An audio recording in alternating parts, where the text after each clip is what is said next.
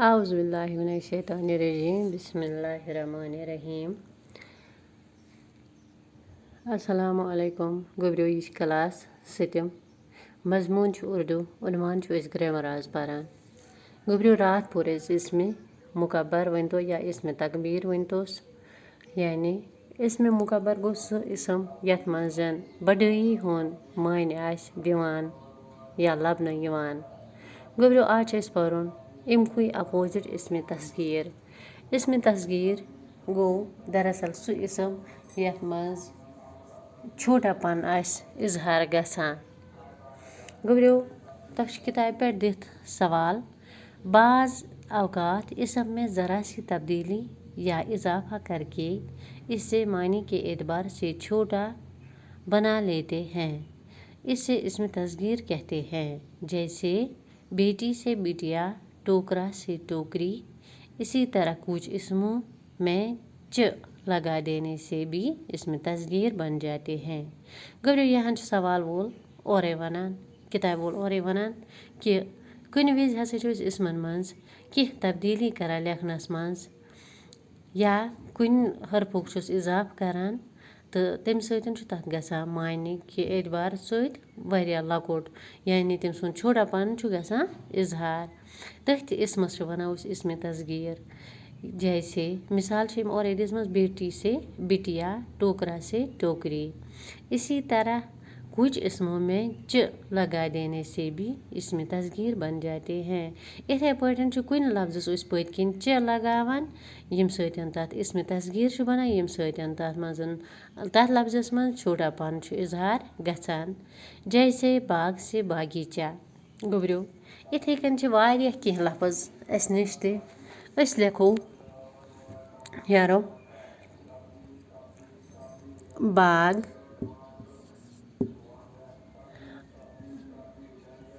बागीचा,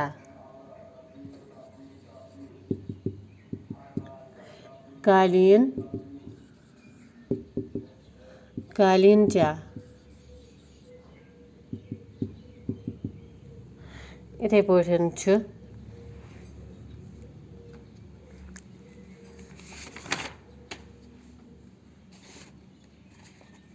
इथे पे बे वारिया हरफ वारिया लफ्ज़ यानी पहाड़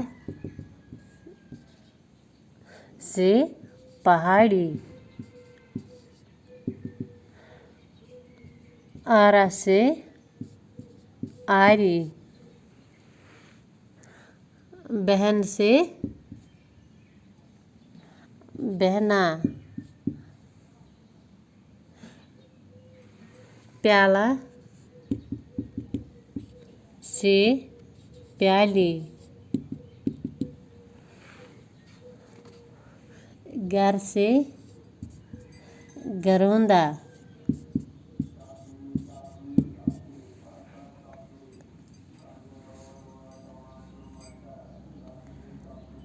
या गोब्रियो थाल से थाली। इथे पटन यारो गोब्रियो बेटी के लफ्ज़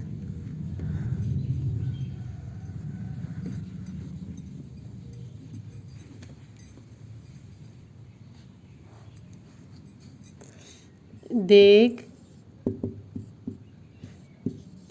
देगची, बेल, बेलचा,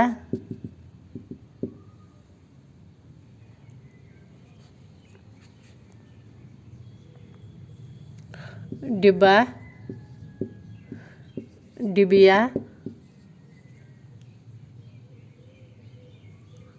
टोकर, टोकरी,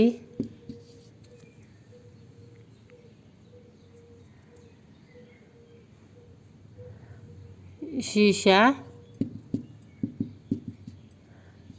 शीशी,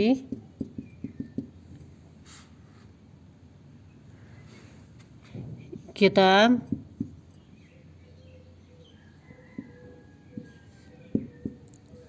किताबचा। गोब्रियो यम ईत लफ्ज़ पढ़ित मायने तरह फिक्री कि इसम तस्गीर हसे गो गोबरियो सो इसम यथ मजन लफ्ज़ छोटाई इसमच छोटाई या छोटापन इजहार आस गसान। गोबरियो बह लिखो इस बोर्डस पे लिख बह इसमें तस्गीर अच्छा इसमें तस्गीर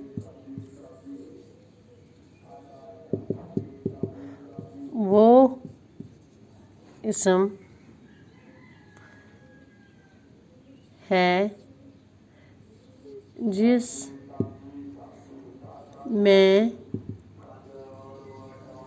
छोटाई या छोटापन के माना पाया जाए।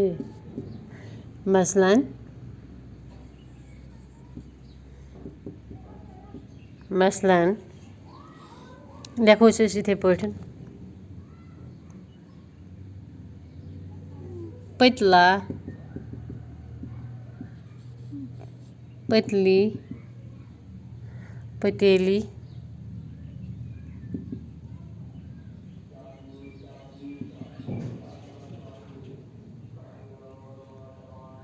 पतीला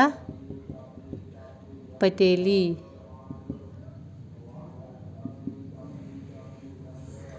बाग बागीचा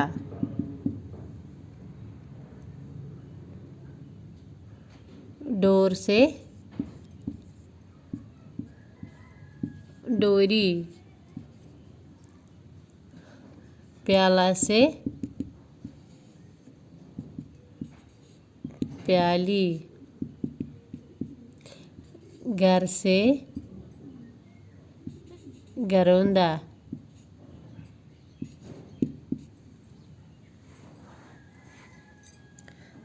गुरु थाल से